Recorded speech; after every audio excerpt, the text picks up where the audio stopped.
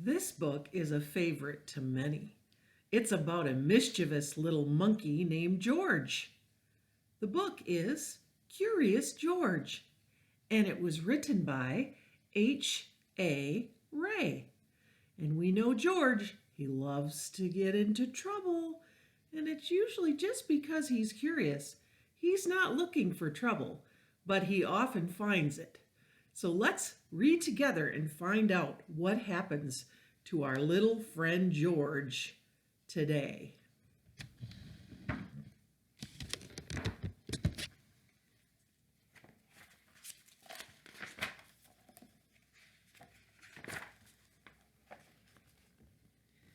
This is George. He lived in Africa.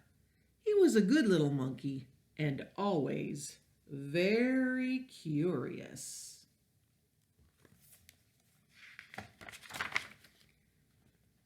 One day George saw a man. He had on a large yellow straw hat. The man saw George too. What a nice little monkey, he thought. I would like to take him home with me. He put his hat on the ground, and of course, George was curious. He came down from the tree to look at the large yellow hat.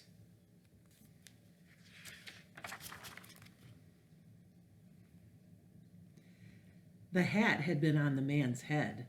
George thought it would be nice to have it on his own head. He picked it up and put it on.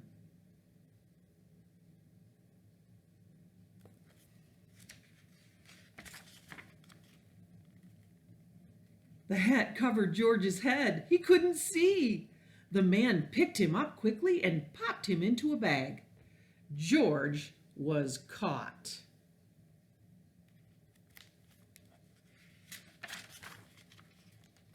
The man with the big yellow hat put George into a little boat, and a sailor rowed them both across the water to a big ship. George was sad, but he was still a little curious.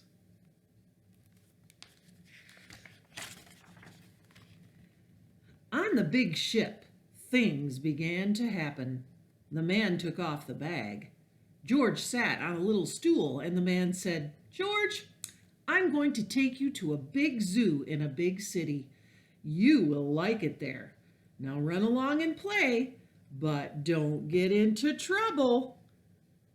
George promised to be good, but it is easy for little monkeys to forget. On the deck, he found seagulls. He wondered how they could fly. He was very curious. Finally, he had to try.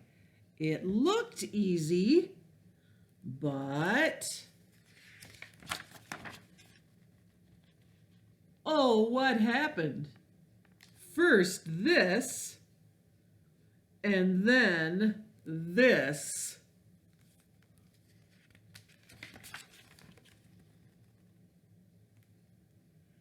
Where is George? The sailors looked and looked. At last they saw him, struggling in the water, and almost all tired out.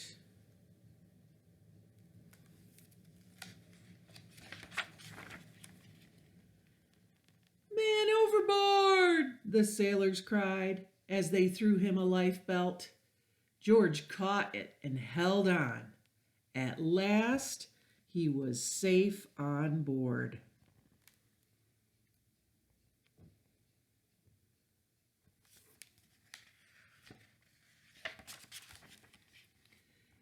After that, George was more careful to be a good monkey, until at last the long trip was over. George said goodbye to the kind sailors, and he and the man with the yellow hat walked off the ship on to the shore and on into the city to the man's house.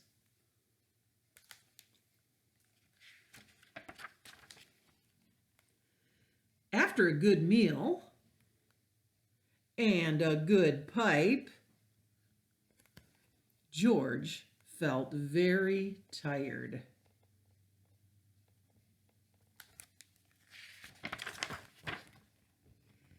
He crawled into bed and fell asleep at once.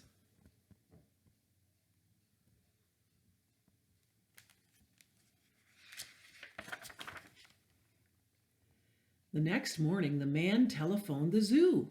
George watched him. He was fascinated. Then the man went away. George was curious. He wanted to telephone too. 1, 2, 3, 4, 5, 6, 7. What fun!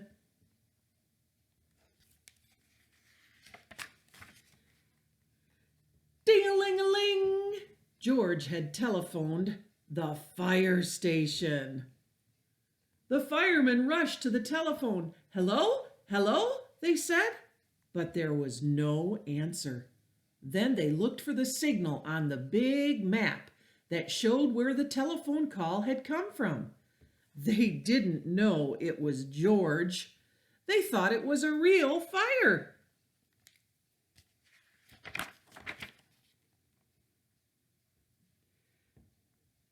Hurry, hurry, hurry! The firemen jumped onto the fire engines and onto the hook and ladders. Ding dong, ding dong, everyone out of the way! Hurry, hurry, hurry!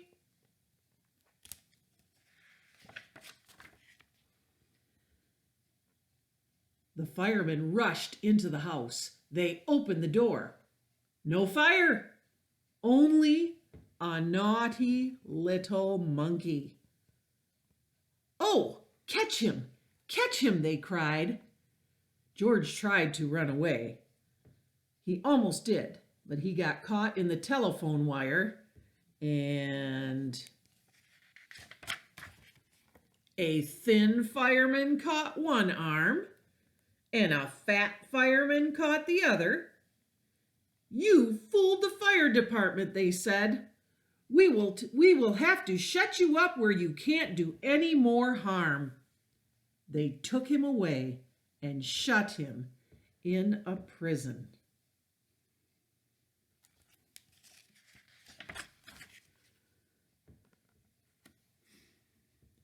George wanted to get out. He climbed up to the window to try the bars. Just then the watchman came in. He got on the wooden bed to catch George, but he was too big and heavy. The bed tipped up. The watchman fell over, and quick as lightning, George ran out through the open door.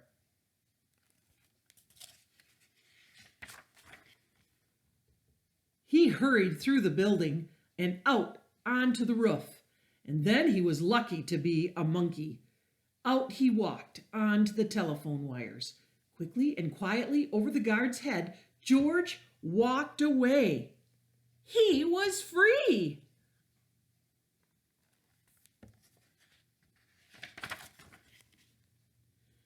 Down in the street outside the prison wall stood a balloon man.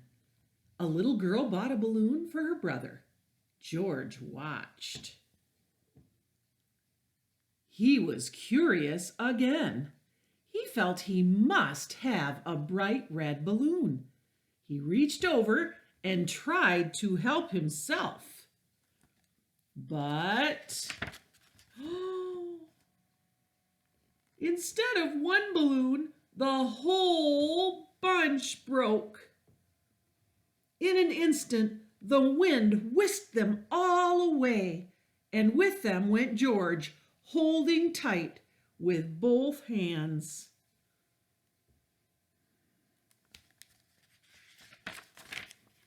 Whoa! Up, up he sailed, higher and higher. The houses looked like the little toy houses, and the people looked like dolls. George was frightened. He held on very, very tight.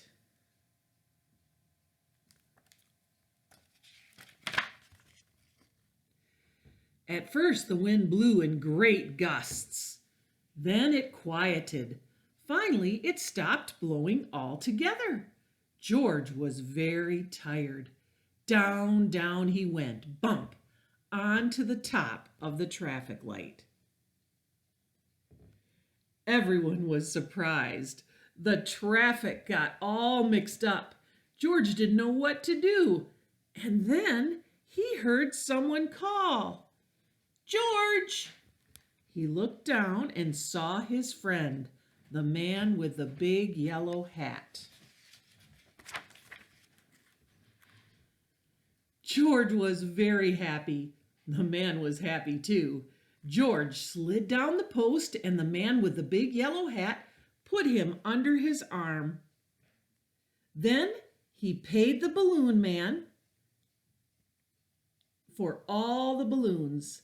And then George and the man climbed into the car, and at last away they went.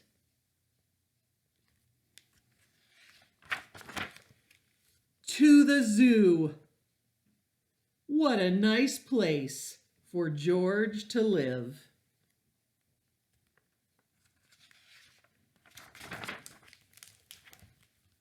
And that is the end of our book, Curious George.